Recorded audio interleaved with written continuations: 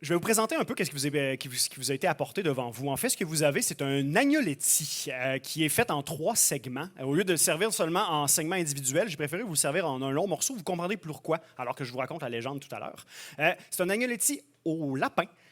Donc, le lapin, je vous avertis, c'est quelque chose dans lequel il y a beaucoup d'os. J'ai vraiment fait un travail d'orfèvre. J'espère qu'il n'y en aura pas à l'intérieur. Mangez lentement, segment par segment, en prenant votre temps. Appréciez-le jusqu'à la fin. Je vous encourage à vous créer chaque fois la bouchée parfaite. Vous avez une magnifique sauce à la moutarde. Moutarde, d'ailleurs, c'est fou des fois comment les liens se font comme ça. C'est fait avec la moutarde de mon collègue, Papa Ours, qui est vraiment au fourneau en ce moment. C'est une moutarde qui s'appelle la Teddy, puis j'ai comme tripé, vraiment, quand j'ai réalisé, après avoir monté ce show-là, que cette moutarde-là, elle avait le même nom. Donc, je trouvais ça vraiment important d'essayer de l'intégrer aujourd'hui. Donc, agnoletti au lapin, une belle sauce à la moutarde qui est faite avec toutes les retailles également qu'on a récupérées pendant la préparation de l'entièreté du repas. Vous avez également un caviar de moutarde. Donc, caviar de moutarde, c'est vraiment des graines de moutarde qui ont été gonflées, gorgées grâce à du vinaigre puis à plein d'ébullitions fréquentes. Par-dessus, vous avez également un petit rappel de jaune neuf et des oignons verts pour venir donner un petit peu de fraîcheur, un peu de parmesan pour de la gourmandise. Je vous souhaite bon appétit alors qu'on rentre dans le feu de l'action maintenant.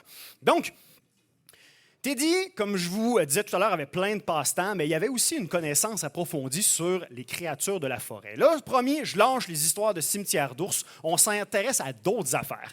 Teddy, alors qu'il nous faisait visiter son lot, nous parlait des 1001 créatures qu'il avait rencontrées dans sa vie, et notamment une créature qui l'avait marqué énormément, c'est ce qu'on appelle la bête à grand queue. Est-ce que vous avez déjà entendu parler de la bête à grand queue? Merveilleux, on va vous apprendre. C'est connu aussi sous le nom de la R, H-E, accent grave, R-E. La R, non?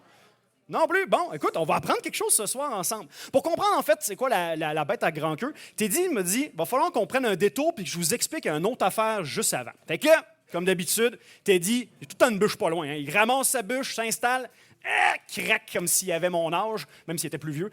Donc, ensuite de ça, on met la main droite sur le cœur, la main gauche dans les airs et par la suite va nous dire sa phrase, petit coup de main dans le pad. Parole de mulet, l'histoire est vraie. Si jamais ils apprennent... Bon, OK, ça a l'air, il faut que je reprenne la bière. Parole de mulet, l'histoire est vraie. Si jamais ils adviennent qu'on me prenne à dire de la merde... Vous êtes bon, on point, j'aime ça, Val-d'Or. OK. Donc, Teddy nous raconte en fait une histoire d'une autre créature pour laquelle il faut comprendre les conséquences avant de s'intéresser à l'histoire de la bête à grand queue. Vous savez qu'on a eu des loups-garous au Québec. Donc, les loups-garous, en fait, c'est différent des loups-garous qu'on a ailleurs. Les loups-garous au Québec, en fait, la lycanthropie classique se manifeste parce que le poil vous pousse par en dedans quand vous êtes malade de lycanthropie.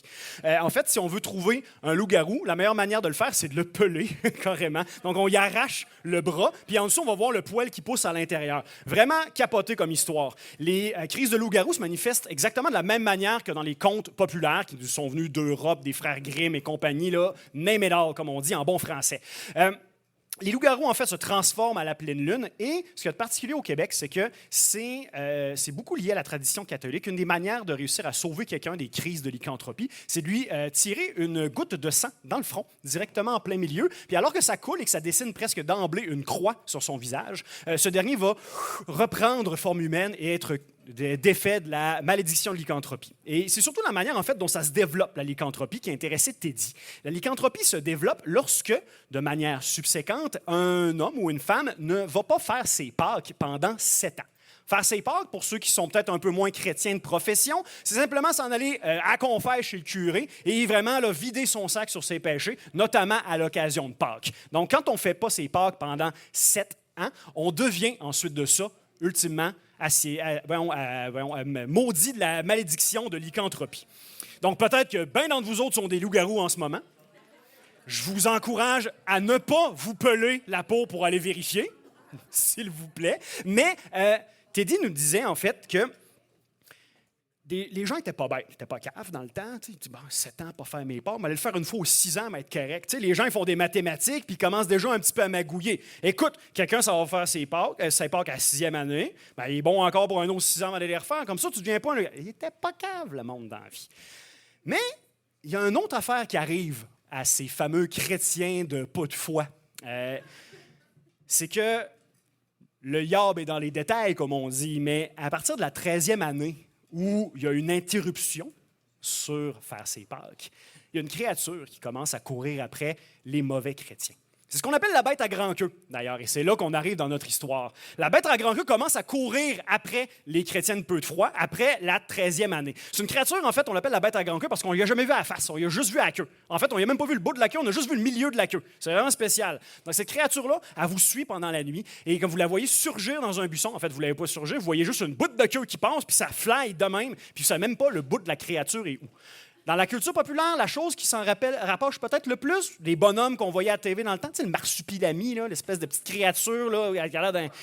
Ouais, exact. Puis avec la queue qui fait genre 2 km de long. Imaginez ça, mais comme il n'y a pas un bout, puis il n'y a pas l'autre bout. Il y a juste le milieu. Il y a juste une queue qui se promène. À mes égards, certaines personnes pourraient même croire que c'est un serpent. Mais en fait, c'est une créature qui voracement va sauter sur les chrétiens de peu de foi, des chrétiens de peu de foi, et va les dévorer, alors que ces derniers ont manqué à leur devoir de chrétiens. Donc, il y a peu de cas de gens qui ont survécu à des rencontres avec la bête à grand queue. Évidemment, si la légende nous est parvenue, c'est que des gens ont survécu à ça. Peut-être qu'ils ont trouvé une autre manière de faire leur Pâques, peut-être à la dernière minute, d'être avec le curé, je ne sais pas, pour vraiment passer à la confesse sur le fly et que la créature finisse par déguerpir. Et ils ont survécu pour raconter l'histoire, peut-être. Et aujourd'hui, en fait, dans votre assiette, c'est ça que j'ai voulu vous servir. Je vais vous servir un bout de la bête à grand queue. Donc, normalement, lorsque je le sers en chef à domicile, je sers vraiment là, un agnoletti, mais qui fait vraiment là, à peu près la longueur du piano, puis je l'enroule sur lui-même dans l'assiette pour vraiment faire un énorme morceau. Mais là, on est en mode bouchée. J'ai quand même décidé de vous préserver un petit peu, de partir d'ici la panse trop pleine. Alors, je vous ai servi carrément un bout de la bête à grand queue directement servi au centre de votre assiette et en vous moutardant la face en plus de ça. Donc, j'espère que vous avez apprécié. On se revoit pour le prochain service. Messieurs, dames,